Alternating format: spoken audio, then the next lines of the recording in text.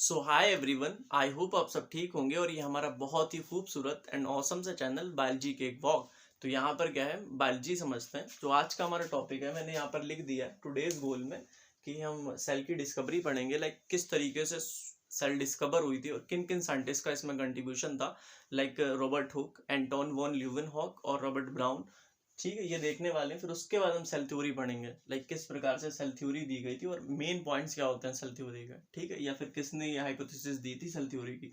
दोनों को बहुत इंटरेस्टिंग और अच्छे तरीके से हम समझने वाले हैं, एकदम दिमाग में बैठ जाएगा और बहुत आसानी से समझ में आ जाएगा। ठीक है, तो सबसे पहले हम क्या करने वाले हैं, सेल की डिस्कवरी को देखेंगे कि किस प्रकार से हमारा जो सेल है, ओके, सेल कोशिका, सबसे पहले हमारी सेल किस प्रकार से, हमारी जो सेल थी वो डिस्कवर की गई थी। तो आइए स्टार्ट करते हैं सेल की डिस्कवरी। सबसे पहले हम देखते हैं सेल की डिस्कवरी। डिस्कवरी ऑफ सेल हेडिंग डाल देते हैं, discovery of cell, discovery of cell, discovery of cell, जिसमें सबसे पहला कंट्रीब्यूशन था रॉबर्ट हुक का। किसका? रॉबर्ट हुक का।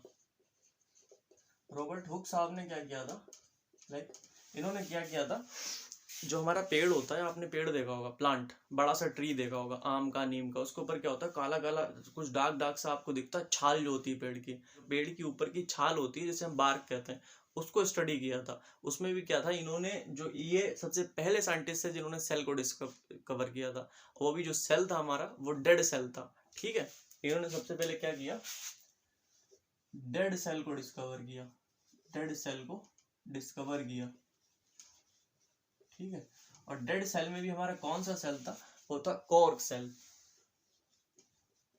कॉर्क सेल, कॉर्क सेल, अब जब एनाटॉमी पढ़ते हैं ना 11th में, जो एनाटॉमी इन फ्लावरिंग प्लांट दे रखा है, कॉर्क सेल डेड क्यों होता है। लाइक किसी भी, फॉर एग्जांपल कोई अगर सेल है, कोई प्लांट सेल है, ठीक है, अगर ये हमारे पास प्लांट सेल है, तो इसके ऊपर क्या होता है, लाइक अगर ये प्लाज्मा मेम्ब्रेन है यहाँ पर, ठीक है, इसके ऊपर सेल वॉल प्रेजेंट होगी।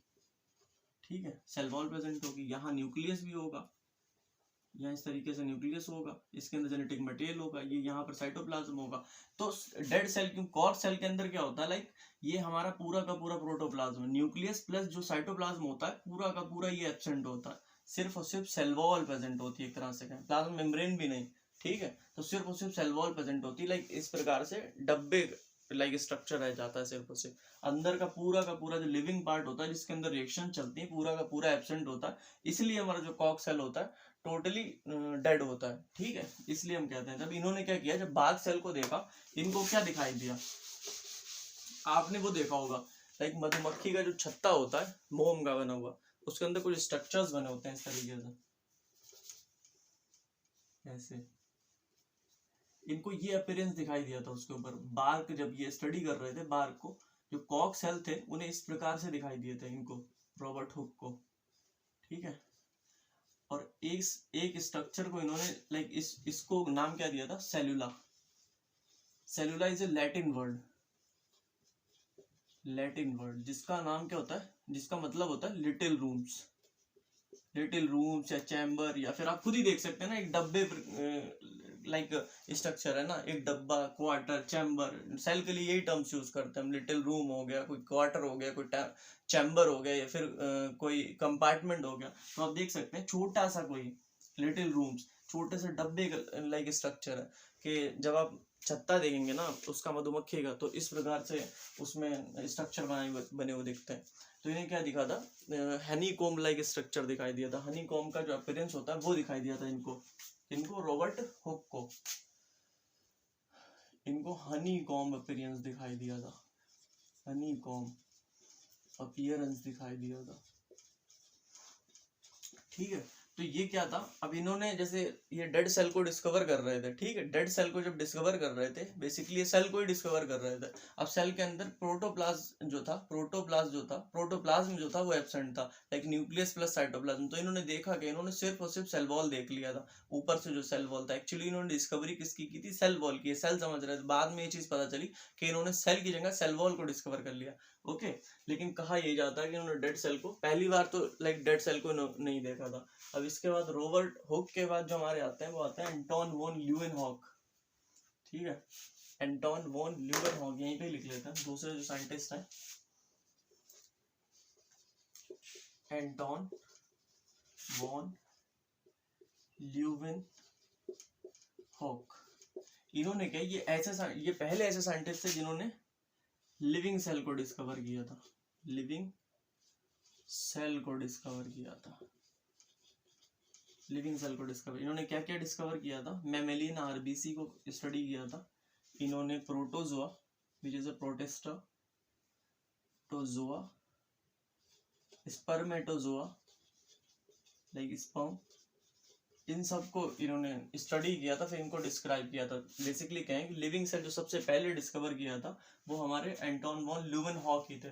जो डेड सेल डिस्कवर किया गया था सबसे पहले वो किसने किया था, वो किया था हमारे रॉबर्ट हुक ने। ठीक है, क्या किया था, डेड सेल कॉर्क सेल को स्टडी कराते ना, उन्हें पेड़ की जो छाल होती है जिसे हम बार्क कहते हैं उसके ऊपर, तो कॉर्क सेल को फाइंड किया था। बेसिकली उसमें भी जो चीज़ देखी थी इन्होंने वो सिर्फ सेल वॉल थी, क्योंकि अंदर का जो स्ट्रक्चर था प्रोटोप्लाज्मा, हमारा न्यूक्लियस प्लस जो सेल के अंदर, फॉर एग्जांपल अगर ये इस तरीके से सेल है तो सेल के अंदर क्या है, अगर ये ऊपर सेल वॉल होगी, ठीक है, यहाँ पर हमारा न्यूक्लियस होगा, ये साइटोप्लाज्म होगा, तो न्यूक्लियस और ये हमारा ये साइटोप्लाज्म टोटली एब्सेंट था। तो बेसिकली उन्होंने सिर्फ और सिर्फ सेल वॉल को ही देखा था, क्योंकि डेड सेल के अंदर ना न्यूक्लियस होता है और ना हमारा साइटोप्लाज्म होता है, क्योंकि उसके अंदर कोई ऐसी सेलुलर एक्टिविटीज चलती नहीं होती हैं। ठीक है, तो इसीलिए तो डेड है, क्योंकि न्यूक्लियस और साइटोप्लाज्म में एब्सेंट है। तो इन्होंने बेसिकली क्या देख लिया था, सेल वॉल ही देख लिया था। फिर एंटोन वॉन ल्यूवेनहॉक आए हमारे, इन्होंने पहले ऐसे साइंटिस्ट थे जिन्होंने लिविंग सेल देखा था। इसमें इन्होंने आरबीसी पे स्टडी किया, प्रोटोजोआ पे किया, स्पर्मेटोजोआ पे किया। ठीक है, अब इसके बाद हम थर्ड साइंटिस्ट को देखते हैं जो हमारा एनसीईआरटी में नाम मेंशन कर रखा है। अब न्यूक्लियस जो हमारा डिस्कवर किया गया था, न्यूक्लियस जो हमारा डिस्कवर किया गया था वो थे रॉबर्ट ब्राउन द्वारा डिस्कवर किया गया था। जो थर्ड हमारे साइंटिस्ट हैं रॉबर्ट ब्राउन, 1931 में न्यूक्लियस डिस्कवर कर दिया था इन्होंने। ओके, इसी चैप्टर में cell the unit of life हम पढ़ रहे हैं। इसमें जो जब हम स्टार्ट करते हैं चैप्टर को एनसीईआरटी पढ़ना, उससे पहले जीएन रामाचंद्रन एक इंडियन साइंटिस्ट हैं, उनके बारे में बायोग्राफी दे रखी है, उनका नाम भी आप याद कर लें तो ज़्यादा बेटर रहेगा। यहाँ पर जब साइंटिस्ट की लिस्ट हम लोग पढ़ रहे हैं, जीएन रामाचंद्रन जो थे हमारे, Ramachandran was an Indian scientist, वो तो नाम से ही पता चल रहा है इंडियन साइंटिस्ट थे। इन्होंने क्या किया, प्रोटीन के स्ट्रक्चर को स्टडी किया था। प्रोटीन के स्ट्रक्चर में भी क्या था, triple helical structure of collagen, समझ रहे हैं आप। तो इन्होंने क्या किया था, हमारा प्रोटीन के स्ट्रक्चर पे स्टडी किया था। जीएन रामाचंद्रन जो हमारे इंडियन साइंटिस्ट हैं, इनका कंट्रीब्यूशन है प्रोटीन के स्ट्रक्चर में भी triple helical structure of collagen, इसको स्टडी किया था। तो टोटली ये हमारे साइंटिस्ट एनसीईआरटी में दे रखे हैं cell the unit of life के अंदर। मेनली इन चारों को याद रखें आप। सबसे पहले हमारा रॉबर्ट हुक ने क्या किया, एक डेड सेल जिसमें भी कॉर्क सेल को कहा था बार्क हमारा क्या होता है, पेड़ की छाल। फॉर एग्जाम्पल अगर इस तरीके से अगर कोई पेड़ ड्रॉ होता है तो यहाँ पर आप देखते हैं लाइक कुछ डार्क कलर का इस तरीके से पेड़ के ऊपर होता है लगा हुआ, छाल जो होती है पेड़ की छाल इस तरीके से। तो इसको स्टडी कर रहे थे सिंपल माइक्रोस्कोप पर रखकर, तो वहां पर इन्हें हनीकॉम्ब लाइक अपीयरेंस दिखाई दिया, जो कि बेसिकली क्या थे हमारे, बेसिकली हमारे थे कॉर्क सेल्स। ठीक है, तो इन्होंने क्या किया, डेड सेल को डिस्कवर किया सबसे पहले किसने, हमारे रॉबर्ट हुक ने। फिर उसके बाद हमारे एंटोन वॉन ल्यूवेनहॉक फर्स्ट हमारा जो लिविंग सेल था उन्होंने डिस्क्राइब किया। उसके बाद हमारे रॉबर्ट ब्राउन ने 1931 में न्यूक्लियस दिया, और जीएन रामाचंद्रन का जो कंट्रीब्यूशन है उसको याद रखें। ठीक है, ये हमारा जो था डिस्कवरी ऑफ सेल में यही पढ़ेंगे। अब इसके बाद हम क्या पढ़ने वाले हैं, बेसिकली सेल थ्योरी पढ़ने वाले हैं। सेल थ्योरी क्या चीज थी, लाइक सेल थ्योरी क्या है। अब इसके बाद हम पूरी तरीके से इस चीज को समझ जाएंगे सेल थ्योरी क्या है, कि किस प्रकार से हमारे जो दो मेन साइंटिस्ट हैं और तीसरे एक और आएंगे जो ड्रॉबैक को संभालेंगे, उन्होंने किस प्रकार से कंट्रीब्यूशन किया था। ठीक है, सेल थ्योरी तो बात है 1838 की। ओके, बात है 1838 की। एक हमारे साइंटिस्ट है मैथियस स्क्लीडन, ये कहाँ के हैं, ब्रिटिश जर्मन बॉटनिस्ट।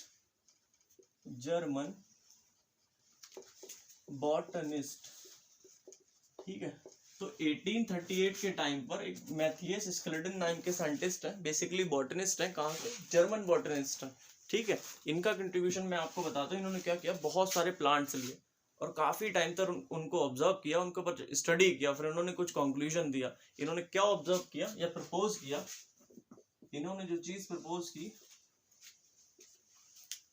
इन्होंने प्लांट्स को स्टडी करने के बाद कहा all plants are made up of cells. ऐसे लिख लीजिए, प्लांट सेल्स, प्लांट है तो प्लांट सेल से ही बने होंगे, plant cells and form tissues. जैसा कि हमको पता है ना, हमारी बॉडी के अंदर क्या होता है, ऑर्गन सिस्टम होता है, वो किससे बना, ऑर्गन से बना है। ऑर्गन किससे बना, टिश्यू से, और सेल मिलकर टिश्यू बनाते हैं। सेल मिलकर, जैसे फॉर एग्जांपल कुछ सेल्स होते हैं इस तरीके से, सेल्स हैं, ये सेल्स हैं, ये सेल्स हैं, ये सेल्स हैं, और यहाँ पर क्या होता है, कुछ इंटरसेलुलर फ्लूइड्स होता है इस तरीके से भरा हुआ, तो ये बेसिकली एक टिश्यू बन जाता है। तो सेल्स हमारे मिलकर क्या बनाते हैं, टिश्यू बनाते हैं। तो इन्होंने क्या किया था, इन्होंने बहुत सारे प्लांट्स के ऊपर स्टडी किया, फिर बताया कि all plants are made up of cells, basically plant cells. Okay, all plants are made up of plant cells which form tissues. जो हमारे प्लांट सेल्स होते हैं मिलकर क्या बना देते हैं, टिश्यूज बना देते हैं। ठीक है, अब हमारे दूसरे साइंटिस्ट आते हैं, एक ही साल बाद आते हैं, 1839 में। ये थे थियोडर श्वान। ओके, ये क्या थे हमारे, ये हमारे थे ब्रिटिश जूलॉजिस्ट। ओके, तो कई बार हमें लोगों को कंफ्यूजन हो जाता है इस चीज में, बॉटनिस्ट कौन है, जूलॉजिस्ट कौन है। तो एक इस ट्रिक से आप याद कर सकते हैं, पक्षी होता है ना, स्वान, हंस जो होता है, तो इनका नाम जो स्वान है, तो उसे स्वान से आप रिलेट कर सकते हैं, SWN। स्वान जो होता है हमारा पक्षी होता है, उड़ने वाला, ठीक है, हंस। तो जो हमारे जूलॉजिस्ट हैं, लाइक एनिमल से रिलेटेड कौन है, स्वान है। बाकी जो हमारे बच्चे कौन बच्चे, स्लीडन, वो बॉटनिस्ट हो गए। तो इस तरीके से आप हमेशा याद कर सकते हैं, ठीक है। तो हमारे के 1839 में थियोडर श्वान है, ब्रिटिश जूलॉजिस्ट। इन्होंने क्या किया, इन्होंने सबसे पहले क्या, एनिमल के ऊपर स्टडी किया, प्रपोज्ड। सबसे पहले क्या किया, इन्होंने क्या किया, एनिमल के ऊपर स्टडी किया, ठीक है। इन्होंने कहा हमारी जो एनिमल सेल होती है, cell having a thin outer layer, और उस लेयर को इन्होंने क्या कह दिया, उस लेयर को इन्होंने कह दिया मेम्ब्रेन, जिसको आज हम प्लाज्मा मेम्ब्रेन के नाम से जानते हैं, या फिर सेल मेम्ब्रेन, या फिर बायो मेम्ब्रेन के नाम से जानते हैं। ओके, तो इन्होंने बेसिकली क्या कहा, animal cell having a thin outer layer. हमें मालूम है कोई भी सेल हो, उसकी बाउंड्री या फिर जो बैरियर की तरह काम करती है, वो क्या चीज होती है, प्लाज्मा मेम्ब्रेन या फिर सेल मेम्ब्रेन। तो उन्होंने कहा कि लाइक एनिमल सेल को इन्होंने स्टडी किया कि बाहर के ऊपर, लाइक ये एनिमल सेल कि ये यहाँ पर जो है, ये कोई थिन आउटर बाउंड्री प्रेजेंट है, आउटर लेयर प्रेजेंट है, इसको उन्होंने सिंपली मेम्ब्रेन कह दिया। अब हमें मालूम है आज ये प्लाज्मा मेम्ब्रेन है, बाद में यही चीज प्लाज्मा मेम्ब्रेन कहलाने लगी, ठीक है। फिर इन्होंने प्लांट सेल के ऊपर भी स्टडी किया, एक ये था इनका कंट्रीब्यूशन, दूसरा ये।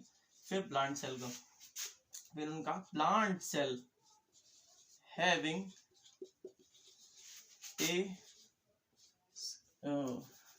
a unique feature. Okay, plant cell having a cell wall. Okay, plant cell having a cell wall is a unique feature, unique characteristic या फिर unique feature of plant cell, ठीक है। Plant cell having cell wall is unique feature of plant cell. मैं ये कहना चाह रहा हूँ, लेकिन प्लांट सेल के ऊपर के बेसिकली क्या होता है, ये एनिमल सेल है, यहाँ पर क्या प्लाज्मा मेम्ब्रेन प्रेजेंट है, आप देख सकते हैं। ओके, यहाँ पर तो ये इस तरीके से आप देख सकते हैं, अगर ये हमारी एनिमल सेल है तो यहाँ पर क्या होगी, प्लाज्मा मेम्ब्रेन ऊपर होगी। अब इसी के ऊपर अगर हम सेल वॉल चढ़ा देते हैं ऊपर को, क्या सेल वॉल, तो ये क्या बन गई, हमारी प्लांट सेल बन गई। सॉरी, जो हमारी प्लाज्मा मेम्ब्रेन जिसमें प्रेजेंट थी वो एनिमल सेल थी, और उसी के ऊपर अगर हम सेल वॉल चढ़ा देते हैं तो क्या बन जाती है, ये प्लांट सेल बन जाती है, ठीक है। तो प्लांट सेल के अंदर ही सिर्फ और सिर्फ हमारी सेल वॉल पाई जाती है, जबकि हमारी एनिमल सेल के अंदर नहीं पाई जाती। तो यूनिक फीचर हुआ ना प्लांट सेल का, सेल वॉल का होना, यूनिक कैरेक्टरिस्टिक, क्योंकि वो एनिमल सेल में टोटली एब्सेंट होती है। तो ठीक है, तो ये दो चीजें इन्होंने बोली थी, animal cell having a thin outer layer, या जिसको उन्होंने मेम्ब्रेन कह दिया था, या फिर प्लाज्मा मेम्ब्रेन कह दिया। तो plant cell having cell wall is unique feature of plant cell, कि प्लांट सेल के ऊपर जो हमारी सेल वॉल प्रेजेंट है is the unique feature of plant cell, क्योंकि वो सिर्फ और सिर्फ प्लांट सेल में ही होती है। वैसे बैक्टीरियल सेल में भी होती है, फंजाई सेल में भी होती है, लेकिन यहाँ पर रिस्पेक्ट में बात कर रहे हैं एनिमल सेल की, एनिमल सेल में हमारी जो सेल वॉल होती है वो लैग करती होती नहीं है, ठीक है। अब जो थर्ड पॉइंट इन्होंने कहा था, थर्ड पॉइंट उन्होंने जो कहा था, तो हमारे मैथियस स्क्लिडन को हमने पढ़ा, फिर हमने थॉडर श्वान को पढ़ा। अब जो इन्होंने थर्ड पॉइंट हमारा बेसिकली कहा था, इन्होंने क्या, आप दोनों कंबाइन को मिलाकर क्या कि इन्होंने फिर बोला है, जो हमारे क्या है थॉडर श्वान है। अब जो थर्ड पॉइंट बोला था, all the animals and plants are made up of cell and its products, ठीक है, कि जो सारे के सारे एनिमल्स हैं, सारे के सारे हमारे प्लांट्स हैं, वो सेल से मिलके बने या फिर उनके प्रोडक्ट से मिलके बने। सेल का प्रोडक्ट क्या है, सेल का प्रोडक्ट होता है टिश्यूज, क्योंकि सेल मिलकर सिर्फ और सिर्फ हमारे टिश्यूज फॉर्म करते हैं, समझ रहे हैं आप। तो इसलिए उन्होंने कहा था all the plants and animals are made up of cells and products of cell. तो थर्ड हमारा पॉइंट है वो हम ऊपर इसे इरेज कर दे रहे हैं, इसको इरेज कर देते हैं हम। थर्ड हमारा जो पॉइंट है, हम समराइज भी करेंगे इसको। थर्ड हमारा all the animals and plants are made up of cells and its products. Product क्या होते हैं, सेल के प्रोडक्ट क्या होता है, सेल का प्रोडक्ट होता है टिश्यूज, टिश्यूज लाइक जितने भी एनिमल्स होते हैं फिर प्लांट्स होते हैं, पहले उनमें सेल होते हैं, फिर सेल से मिलकर टिश्यूज बनते हैं, ठीक है। लाइक इसी प्रकार से तो होता है ना हमारे अंदर, लाइक फिर ऑर्गन बनते हैं, फिर ऑर्गन सिस्टम बनता है, पूरा का पूरा ऑर्गेनाइजेशन तैयार होता है। तो बेसिकली जो प्लांट्स हैं या फिर एनिमल्स हैं वो सेल से ही मिलकर बने हैं। सबसे छोटी जो इकाई है, बेसिक यूनिट सेल है, फिर वो टिश्यूज फॉर्म करती है, ठीक है। या फिर जो ऑर्गन हो गए, ऑर्गन सिस्टम हो गए, वो सारे के सारे सेल से मिलकर बनने वाले हैं, ठीक है। इसलिए उन्होंने कहा था बेसिकली जो हमारे all the animals and plants are made up of cell and its products, क्योंकि सेल का जो प्रोडक्ट होता है वो टिश्यू भी होता है, ऑर्गन भी होता है, ऑर्गन सिस्टम भी होता है। तो बेसिकली ये था हमारे सेल थ्योरी। अभी तो हम बताएंगे सेल थ्योरी में सबसे पहले हम ये पढ़ने वाले हैं कि जो हमारे पहले साइंटिस्ट आए वो मैंने रेज कर दिया 1838 में। सबसे पहले 1838 में जर्मन बॉटनिस्ट आए हमारे, स्क्लिडन, ठीक है। स्क्लिडन जो आए उन्होंने क्या कहा, उन्होंने बहुत सारे प्लांट्स के ऊपर स्टडी किया, बहुत सारे प्लांट्स को पढ़ा, फिर उन्होंने कहा कि सारे के सारे हमारे प्लांट्स किससे मिलकर बने होते हैं, सेल से मिलकर बने होते हैं विच फॉर्म टिश्यूज, और जो सारे सेल्स मिलकर क्या बना देते हैं, टिश्यूज बना देते हैं। फिर उसके बाद हमारे जो दूसरे साइंटिस्ट हैं एक ही साल बाद, वो 1838 में थे, ये 1839 में, थ्योडर श्वान, ब्रिटिश जूलॉजिस्ट। इन्होंने कहा animal cell having a thin outer layer which is called, इन्होंने मेम्ब्रेन बोल दिया जिसे हम आज प्लाज्मा मेम्ब्रेन के नाम से जानते हैं। इन्होंने फिर सेल वॉल के बारे में बोला कि लाइक सेल वॉल क्या होती है, प्लांट सेल का एक यूनिक फीचर होता है सेल वॉल का होना, क्योंकि एनिमल सेल में वो चीज टोटली एब्सेंट होती। फिर उन्होंने कंबाइंड पॉइंट दिया, animal cell and plants, animals and plants are made up of cells and its product, कि जो हमारा एनिमल और जो प्लांट्स होते हैं वो सेल से मिलकर बने होते हैं और उनके प्रोडक्ट से मिलकर बने होते हैं, ठीक है। तो ये हो गया। अब हमारा क्या, जो सेल थ्योरी थी वो इन्हीं दोनों साइंटिस्ट ने मिलकर दी थी। जो सेल थ्योरी थी, सेल थ्योरी हमारी जो थी basically was given by, cell theory की अगर हम बात करें, सेल थ्योरी बेसिकली इन्हीं दोनों साइंटिस्ट द्वारा दी गई थी, बाय स्क्लिडन एंड स्वान, ठीक है। तो इन्हीं साइंटिस्ट द्वारा दी गई थी, ठीक है। सेल थ्योरी जो थी वो इन्हीं साइंटिस्ट द्वारा दी गई थी। अब हमारी सेल थ्योरी का एक ड्रॉबैक भी है यहाँ पर, ड्रॉबैक, लेकिन एक चीज याद रखना आप, जो हमारा श्वान है बेसिकली, जो एक हाइपोथेसिस मैंने थर्ड वाली भी लिखवाई, all the animals and plants are made up of cell and its product, वो किसने दिया था, वो हाइपोथेसिस या फिर statement basically was given by Theodor Schwann only. वो दोनों ने नहीं दिया था, सिर्फ और सिर्फ एक साइंटिस्ट ने दिया था, थ्योडर श्वान ने, ठीक है। अभी क्या है, बाय स्क्लिडन एंड श्वान। अब ड्रॉबैक हम पढ़ने वाले हैं, इसका ड्रॉबैक क्या था कि इन्होंने could not tell how new cells were formed. इन्होंने सेल के बारे में तो बहुत बातें कर ली कि प्लांट सेल ये होता है, एनिमल सेल ये होता है, ऐसे बना होता है, वैसे बना होता है, ये प्लाज्मा मेम्ब्रेन प्रेजेंट है, वो सेल वॉल प्रेजेंट है, लेकिन इन्होंने ये नहीं बताया कि नई सेल आई कैसे, कि नया सेल कहाँ से आया, ठीक है। वो तो हमें आज पता ना नया सेल कैसे आता है। फिर अब एक नए साइंटिस्ट आएंगे रुडोल्फ वर्चो, वो बताएंगे कि नया सेल कैसे आता है। बेसिकली हम क्या जानते हैं कि हमारी बॉडी के अंदर क्या सेल होती है, सेल डिवाइड करती है, ठीक है। तो नया सेल कहाँ से आता है? नया सेल हमारा आता है डिवीजन से। अब जो नए साइंटिस्ट आ रहे हैं उन्होंने इस ड्रॉबैक को, जो कमी थी, उसे पूरा कर दिया इस डिस्कवरी के बाद। ठीक है। अब हमारे नए साइंटिस्ट जो आएंगे, रुडोल्फ वर्चू। ठीक है। इन्होंने क्या किया, इन्होंने स्टेटमेंट दिया था लैटिन लैंग्वेज के अंदर, लैटिन लैंग्वेज के अंदर, ये बहुत फेमस है, ओमनीस सेल्यूला ई सेल्यूला। इसका मतलब समझ रहे हैं? इसका मतलब होता है new cells are formed by division of pre existing cell. Okay. जो हमारा पहले से जो सेल मौजूद है, like example this is a cell, तो यहाँ पर क्या होगा, डिवीजन होगा, डिवीजन। ठीक है। एक सेल ये बन गया, एक सेल ये बन गया, तो इस तरीके से हमारा नया सेल आता है। उन्होंने दोनों ने, ना स्क्लीडन ने ना श्वान ने बताया था किस प्रकार से हमारा नया सेल आता है। फिर रुडोल्फ वर्चू आए, इन्होंने कहा omnis cellula e cellula, Latin language है, ओमनी सेल्यूला ई सेल्यूला। इसका मतलब होता है new cells are formed by division of pre existing cell. जो सेल पहले से ही मौजूद था उसमें डिवीजन होगा, ठीक है, फिर नए जो डॉटर सेल्स बन जाएंगे। तो ये तरीका था। अब इन्होंने क्या दिया, हमारी मॉडर्न जो पुरानी वाली सेल थ्योरी थी, फॉर एग्जांपल जो सेल थ्योरी दी थी स्क्लीडन और श्वान ने, उसमें कमी थी कि उन्होंने ये बता ही नहीं पाया था, ये चीज नहीं फाइंड कर पाई थी कि नई सेल कैसे हमारी बनने वाली है। फिर ये दो ये हमारे रुडोल्फ वर्चू आएंगे, रुडोल्फ वर्चू आए, इन्होंने एक फाइनल शेप दे दिया, मॉडिफाइड सेल थ्योरी दी, इन्होंने करेक्शन किया जाके उसके अंदर। ठीक है। तो ही given, so he had given, Rudolf Virchow had given a final shape to cell theory. Okay. हमारे रुडोल्फ वर्चो जो थे, इनका काफी कंट्रीब्यूशन था। Rudolf Virchow given final shape to cell theory. ठीक है। तो इन्होंने 2 पॉइंट दिए। पहला दिया न्यू सेल्स अराइज, नहीं, पहला जो था बेसिकली उनके द्वारा दिया गया था, all living organisms are made up of cells and its products.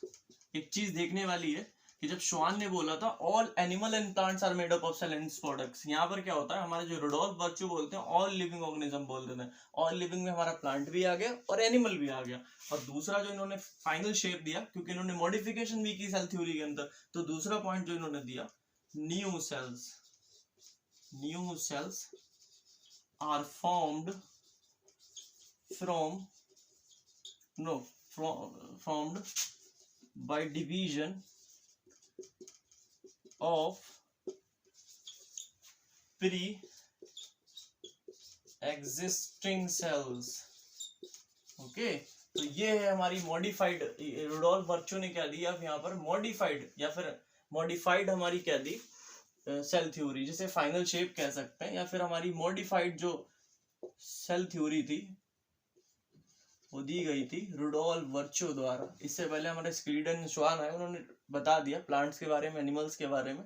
ठीक है। एक सेंटेंस भी दिया, हाइपोथेसिस हमारे श्वान ने दिया, all the animals and plants are made up of cell in its products. लेकिन वो लोग इस चीज को बताने में फेल कर गए थे, नहीं बता पाए थे, या इस चीज को एक्सप्लेन नहीं कर पाए थे कि नई सेल्स कैसे आती हैं। तो इन्होंने पहला वाला जो सेंटेंस था एज सच उठाया, तो उसमें एक नया सेंटेंस जोड़ दिया, new cells are formed by division of pre existing cell. Like हमारा कोई ऐसे सेल्स प्रेजेंट है, उसमें क्या होगा, डिवीजन होगा, इस प्रकार से एक सेल ये एक सेल ये, तो 2 नए डॉटर सेल्स बन जाएंगे बाय डिवीजन। ठीक है। तो ये था हमारा, सबसे पहले हमने क्या देखा। अब हमारा कुछ एक वो भी होता है। ठीक है। सबसे पहले हमने क्या देखा, सबसे पहले हमने देखा कि डिस्कवरी ऑफ सेल देखा, हमने, फिर सेल थ्योरी देखी हमारी।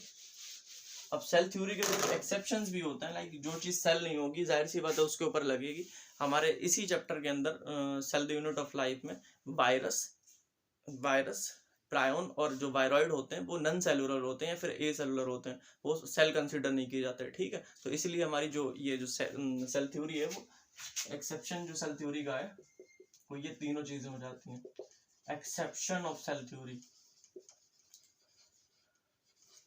क्या क्या हो गया, एक, ठीक है, वायरस, दूसरा वायरॉइड्स, तीसरा प्रायोन, ठीक है। वायरस हमें मालूम है इज ए नॉन सेलुलर या फिर ए सेलुलर, इसे हम सेल कंसीडर नहीं करते, ठीक है। जब ये होस्ट की बॉडी के बाहर रहता है ये नॉन लिविंग होता है, जब होस्ट के अंदर जाता है तब ये मतलब एक्टिव हो जाता है, ठीक है। तो इसको हम मेनली सेल कंसीडर नहीं करते, ना इसको करते ना इसको करते हैं, तो इसलिए इसके ऊपर सेल थ्योरी लग ही नहीं सकती जब एक चीज सेल ही नहीं है। तो इस लेक्चर में हमने क्या देखा, सबसे पहले हमने देखा डिस्कवरी ऑफ सेल, किस प्रकार से लाइक 3-4 साइंटिस्ट पढ़े, तो उसके बाद हमने पढ़ा कि डिस्कवरी ऑफ सेल के बाद हमने पढ़ा सेल थ्योरी, तो हमने देखा मैथियस स्क्लिडन और फिर थियोडर श्वान को देखा, फिर रुडोल्फ बर्चो ने किस तरीके से फाइनल शेप दिया, और ये हमारे एक्सेप्शन ऑफ सेल थ्योरी। तो आई होप आपको ये लेक्चर समझ में आया होगा, और नेक्स्ट वीडियो में देखते हैं हम क्या पढ़ने वाले हैं।